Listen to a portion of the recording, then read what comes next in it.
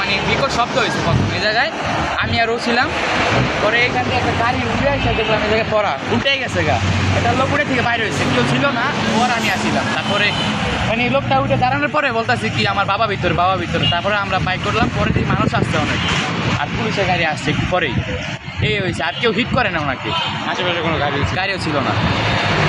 মানে গাড়িটা ওই দিক থেকে আসলে অনেক অতিরিক্ত স্পিড ছিল, আইসা রেলিংটা মেরা দিছে, মেরা ওই যে পড়ছে, পড়ার পর এরপরে একজন বাইরে হয়েছে। বাইরে হয় মানে কি গাড়ির ভিতরে 5 জন ছিল, 3 জন একটু মানে ভালোই কোনো হালকা পাতলা আঘাত, আর একজনের নাক কেটে আছে, কেটে আছে, আরেকজন মানে পুরা গুরুতর, অনেক সিরিয়াস। মানে আমরা প্রথম বাইক করার পর মনে করছি শেষ, বাবাই হাত না দেওয়ার পর আমরা হাসপাতাল পাঠাচ্ছি। আমরা বাইর করছি ই করে, এ মানে কি প্রথম জানলা হাত বাইর করে, হাত শর্ট করে, এরপর আমরা ফোন আইয়া বাইর করছি। হ্যাঁ কিছুদিনের মধ্যে পুলিশ এসে করছে, হ্যাঁ হাসপাতাল পাঠাচ্ছি।